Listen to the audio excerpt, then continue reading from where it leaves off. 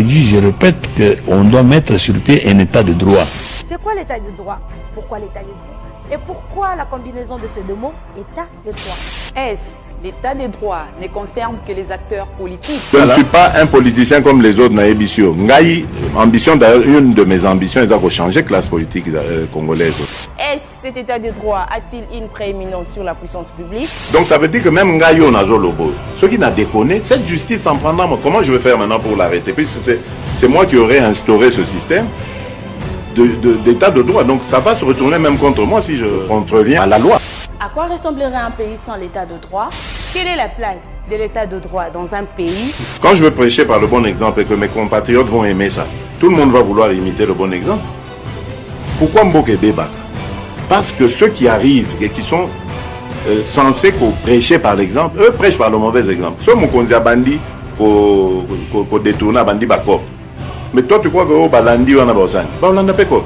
Mais ce que mon konzi a lobby a dit bon likamba kop wana au salango yo oza mwana mai nanga c'est vrai totanga kana yo bien to banda no et tout ça. Boloko, tu vas en prison. Suivez-nous tous les jours sur les antennes de Tokom Nouapi Télévision. État de droit. État de droit. Un magazine autrement. Très heureux de vous savoir, nombreux mesdames, mesdemoiselles et messieurs, pour suivre cette nouvelle session d'information du journal professionnel de la République démocratique du Congo. Il s'agit bel et bien du journal État des droits. Comme vous le savez bien, l'édition de la fin de la semaine, c'est un mode rétro où nous sélectionnons tous les éléments ayant marqué la semaine et toutes les informations que vous nous demandez de vous rediffuser. À présent, je vous propose de suivre et on se retrouve tout juste après. C'est parti.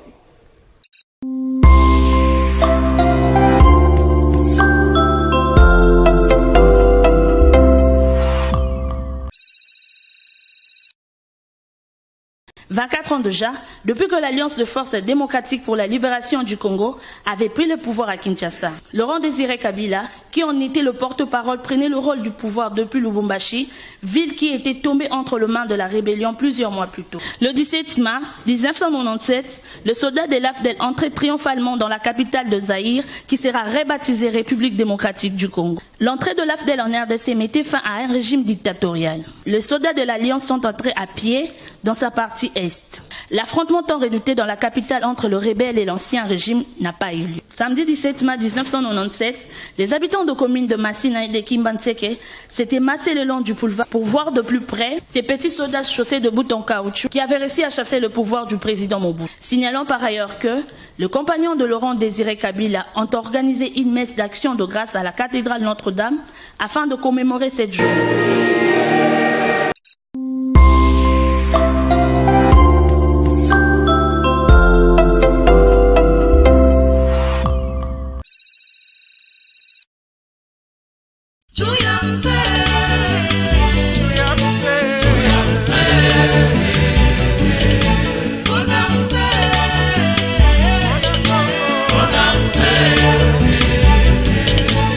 Dans le cadre de la commémoration de la journée du 17 mai, célébrée chaque année en République démocratique du Congo, une messe d'action de grâce a été dite en cette occasion, organisée par les compagnons de musée Laurent Désiré Kabila.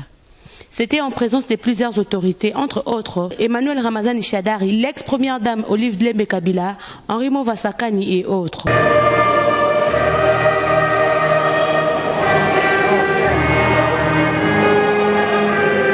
À la fin de la messe, les participants se sont exprimés à notre micro.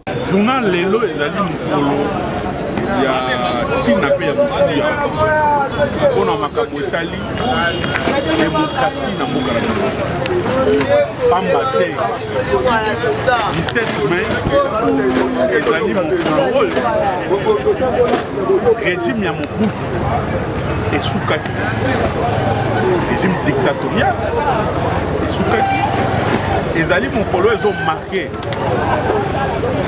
mbongwana en termes de démocratie parce que arrivé à musée souci à musée ezalaki nini que Congo ezala géré par la voie des élections que Congo ezala sous-souté un bien privé on a moto moko asala 40 ans au pouvoir asala 50 ans au pouvoir et que moto nyonso azalaki na souci to azali na souci ya kokamba Congo tous doit se passer par les élections. Mais monter Malik Koundou yaba mindele. Na baye ba monaki mayele na yi. Ba zu moli monaye. Mais tant ba zu moli monaye ba yeba ki teke musée mususu ya muki azalaki. Joseph Kabila oyo alandaki mate ya malamu bana maki ya musée on a kokokisa vision ya papa naye biologique mais aussi ya papa naye politique. La date du 30 juin et la journée du 17 mai. Parce qu'il faut admettre que c'est toutes les forces vives qui avaient l'armée de libération ne pouvait pas avoir des avantages de faire les 7 mois de combat. Okay? C'est qu'on a eu l'avantage que l'UDPS a fragilisé et même lui-même les Fémiqués, Mouzé Kabila et lui, Koko, la même lutte, sauf que ce sont des méthodes qui sont différentes. Lui, il était partisan des méthodes pacifistes, alors que Mouzé Kabila, lui, c'était la lutte armée. C'était la légitime défense populaire. Voilà et aujourd'hui, c'est la date de révolution et de forces armées. Avant la révolution, la de la CIA. Mais après cette date,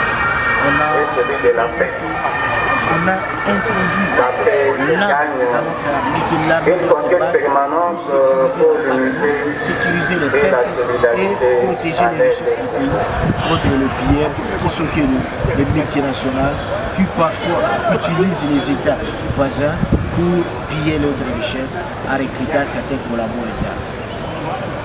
Rappelons par ailleurs que la dite date était célébrée comme fête de libération en référence à l'entrée à Kinshasa de l'Alliance des forces démocratiques pour la libération du Congo AFDL, coalition rebelle qui avait fait chuter le maréchal Mobutu.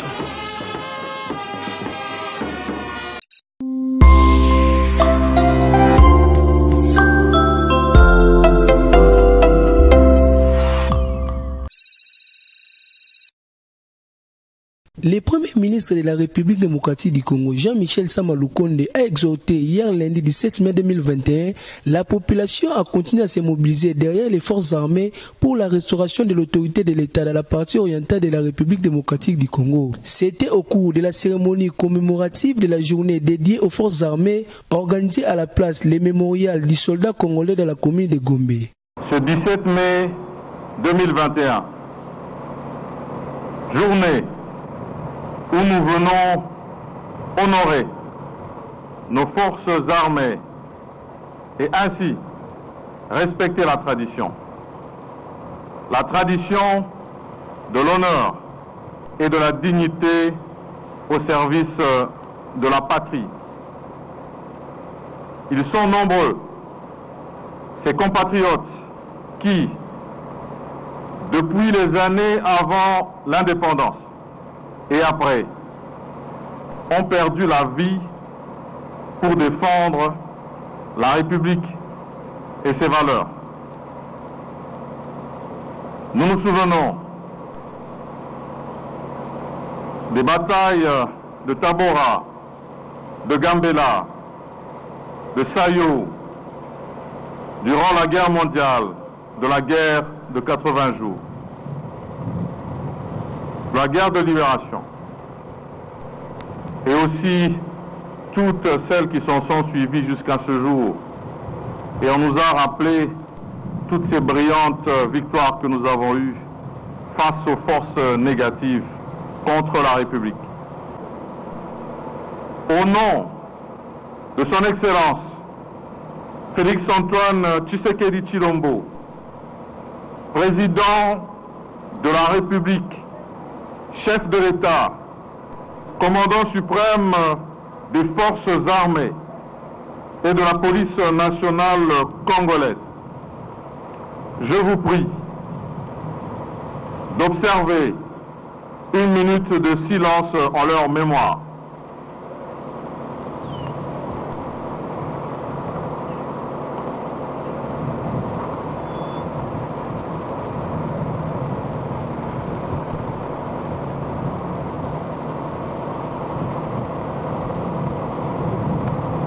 remercie.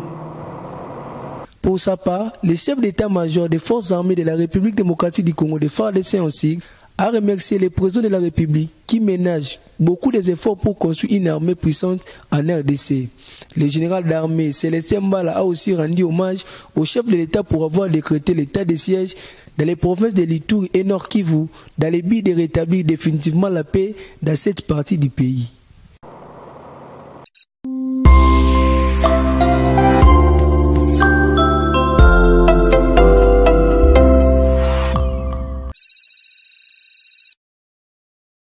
Les forces armées de la République démocratique du Congo FARDC ont annoncé avoir neutralisé 22 rebelles ADF à Beni depuis que l'état de siège a été décrété dans 2 provinces de l'Est du pays, notamment au Nord Kivu et en Ituri. La nouvelle a été révélée par le porte-parole des opérations Sokola 2 dans la région de Beni le lundi 17 mai dernier, en marge de la commémoration du 24e anniversaire de l'entrée de l'AFDL à Kinshasa, dirigée par Mouzé Laurent Désiré Kabila. Aujourd'hui, ça fait déjà plus de 10 jours depuis que l'état de siège a été déclaré dans la zone. Il y a des avancées sur le plan des opérations de traque des ADF et d'autres groupes armés. Nous avons neutralisé 22 rebelles ADF et récupéré plusieurs armes de guerre. Ce bilan est significatif par rapport à d'autres avant le lancement de cet état de siège, a fait savoir le lieutenant Anthony Mwalouchaï à la presse locale.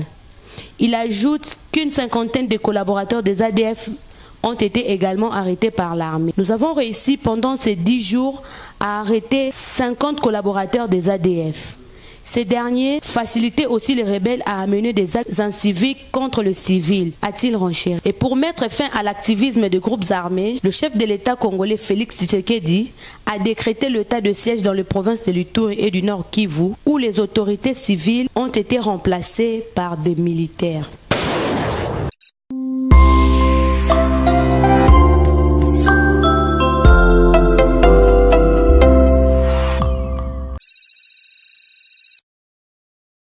Suite à l'abandon des travaux de la route principale de Kisanso, depuis plus de 5 ans, les habitants de la dite commune, dans le souci de se prendre en charge, ont organisé une marche des revendications, question d'interpeller les autorités à leur trouver une solution. Leur point de départ était le terrain Lubembo pour chuter vers la maison communale de Kisanso. En route, les policiers étaient déployés pour disperser les manifestants.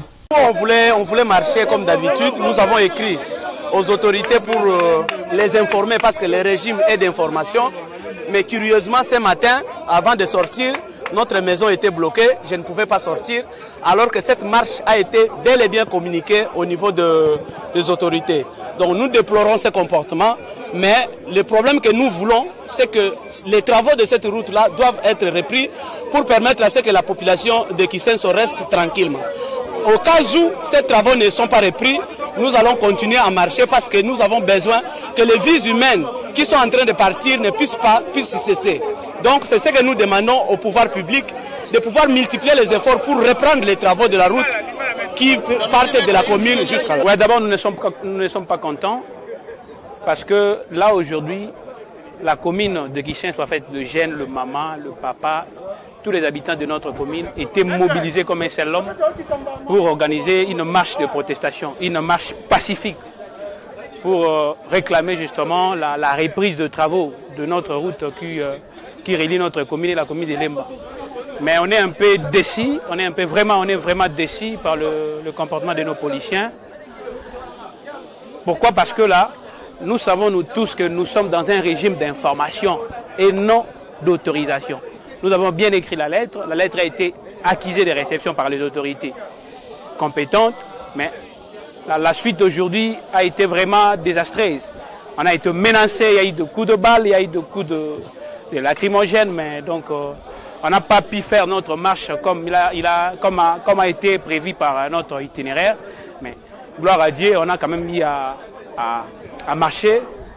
Voilà quoi. Nous représentons ici la population de Kisenso. La commune de Kisenso, c'est parmi les grandes communes de la ville de Kinshasa. Mais notre commune, c'est maire. Voilà pourquoi les jeunes de Kisenso se sont mobilisés aujourd'hui pour faire entendre leur voix. Pour plus de précision, nous avons un problème d'accès sur le plan routier les travaux que le gouvernement avait commencé il y a des années. Mais depuis 2019, tous ces travaux sont en arrêt. C'est vraiment le motif de notre mobilisation. Nous réclamons la reprise des travaux routiers dans notre commune de Kisenso. Les conséquences de cet état très dégueulasse de la route sont vraiment néfastes. Il y a des pertes en vies humaines.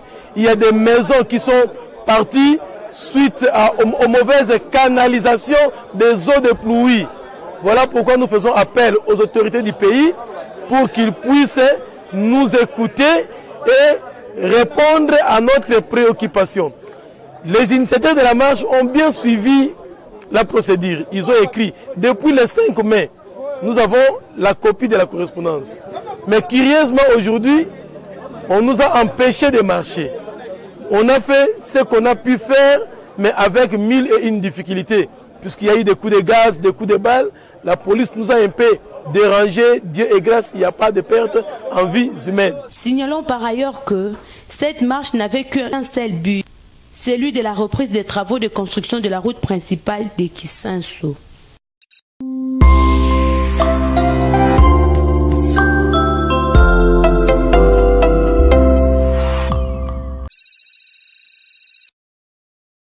Dans le cadre de soutenir l'état de siège décrété par le chef de l'État Félix Antoine Tshisekedi Tshilombo et les forces armées de la République démocratique du Congo, les FARDC sans sigle, 3 députés nationaux ont pris part à la plénière d'hier mardi 18 mai 2021 en t-shirt et képi où on a écrit les messages de soutenir les FARDC. Il s'agit notamment de l'honorable Lézin Tamoupochi, l'honorable Ogi Kalonji et l'honorable Dougui. À part ce que les deux collègues venaient de dire, parce que c'est la même question, nous avons la même réponse. Presque. Et moi, je pense, par contre, parler de la diversité des couleurs que nous portons. Ils sont en rouge, moi je suis en blanc, noir. C'est pour vous dire que nous voulons aller au-delà de nos couleurs politiques et politiciennes, au-delà de nos tendances, au-delà de nos considérations tribalo-ethniques, pour soutenir ensemble les FARDC. Et mon inquiétude, des fois, c'est le fait que la plupart des personnes qui sont sur les réseaux sociaux, que vous avez vu hier, déclarer que je suis béni, aujourd'hui n'ont pas le courage de dire que je suis FARDC. Depuis l'annonce de l'état de siège par le chef de l'État, autant de villages qui étaient contrôlés par les rebelles sont aujourd'hui entre les mains de notre armée. Avant même que les militaires kenyans, que le chef de l'État avait promis ne viennent, déjà il y a une victoire. Ces militaires-là n'ont besoin que de notre appui. Et j'ai entendu les débats, même pour quelques-uns, dire que non, allez à Beni. C'est comme si, même quand les matchs de Léopard se jouent, c'est tout le monde qui va au stade. Mais pas du tout. Il y en a qui suivent à partir de leur maison. Et on ne doit pas. Moi, je voulais que les gens disent que délocaliser l'Assemblée nationale pour que nous puissions commencer à siéger.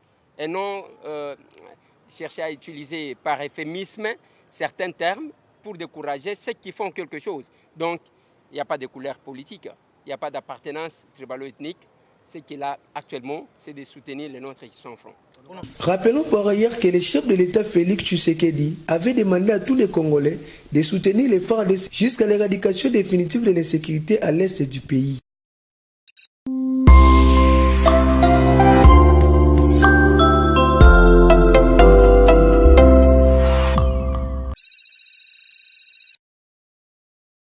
Le rapport Mapping a été élaboré par des experts des Nations Unies. La République démocratique du Congo continue à croire qu'un jour, justice sera faite à toutes les victimes de ces violences dans l'est de mon pays, a répondu le président Félix Antoine Tshisekedi Tshilombo à une question de la presse mercredi 19 mai à Paris. Non, je disais d'ailleurs tout à l'heure à un de vos confrères que je n'ai pas de polémique à faire avec le président Kagame. Je n'ai pas à utiliser les médias pour répondre au président Kagame. J'ai d'autres voies. Et je les utiliserai pour lui parler. J'insiste ici sur le fait que le rapport Mapping n'est pas un rapport congolais, il est fait par des experts onusiens, c'est le rapport Mapping. Nous, ce que nous avons à faire, c'est de ramener l'ordre, la sécurité et la paix à l'est du pays, de mettre fin à ce cycle de la mort de nos compatriotes, et après, aussi d'ouvrir une page de justice qui ira dans tous les sens, transitionnel ou pénal, peu importe. Le but, c'est de rendre hommage à toutes ces victimes injustement abattues. Et donc, moi, je m'inscris plutôt dans la logique de la paix dans mon pays, la paix avec mes voisins, et je ne fais pas attention à ce genre de déclarations qui peut-être peuvent mettre le feu à la région, ça ne sert à rien. Donc je n'ai vraiment pas l'intention de répliquer à cela.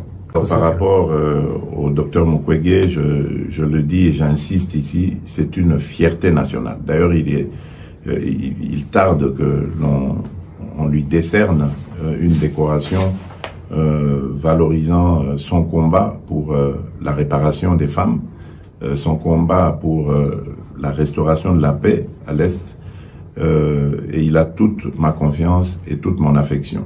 Ce n'est sûrement pas quelqu'un qu'on peut manipuler. Il est originaire de ce coin-là, il vit là-bas, près des victimes.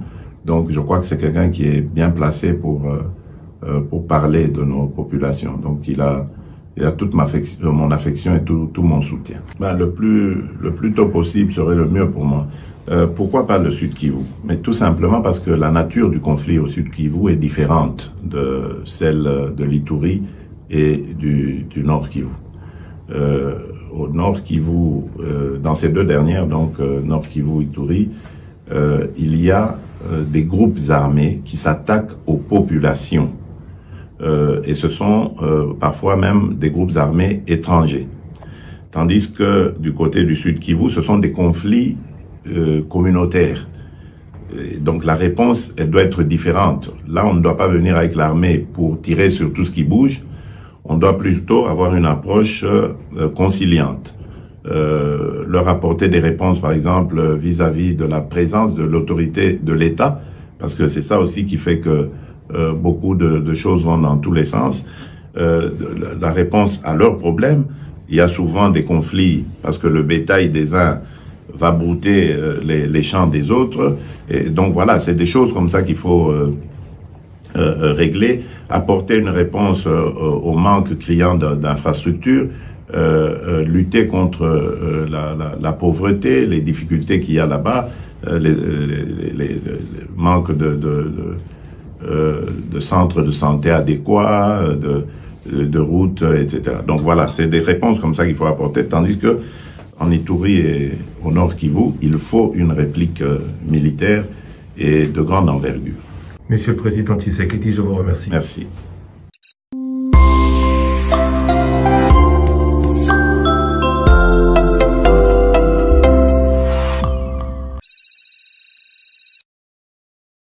Dans sa prise de parole, cet ancien membre du Parti du Peuple pour la Reconstruction de la Démocratie, PPRD en sigle, avait une fois de plus désapprouvé les rapports de l'Inspection Générale des Finances, IGF en sigle, notamment sur sa responsabilité dans le débâcle du projet Wukangalonzo. Matata Pogno avait précisé que ces projets avaient connu une rupture de financement en 2017, après la fin de son mandat en qualité du Premier ministre. Tout récemment, nous avons tout suivi, images, vidéos à l'appui, que Wukangalonzo a repris avec production. Y a-t-il une nouvelle étude de faisabilité? Y a-t-il eu l'acquisition de nouvelles machines? Je vous dis non. Il s'agit du même investissement entamé en 2014, mais qui malheureusement a connu une rupture de financement en 2017, après la fin de mon mandat en qualité du Premier ministre, avait déclaré Matata Pogno. Dans la foulée, l'ex-Premier ministre a affirmé que les enquêteurs de l'IGF en sigle connaissent les vrais auteurs de la débâcle du Wukangalonzo, mais ne l'ont nullement cité dans leur rapport.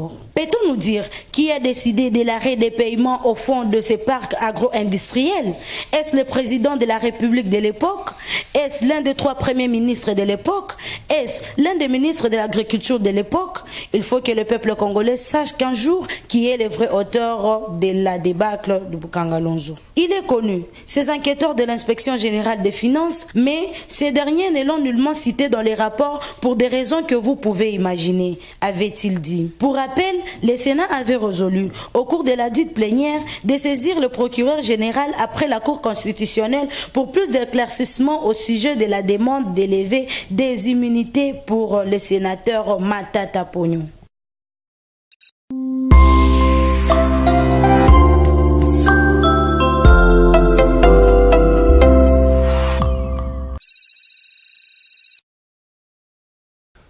fin de cette édition du journal professionnel de la République démocratique du Congo. C'était en mode rétro.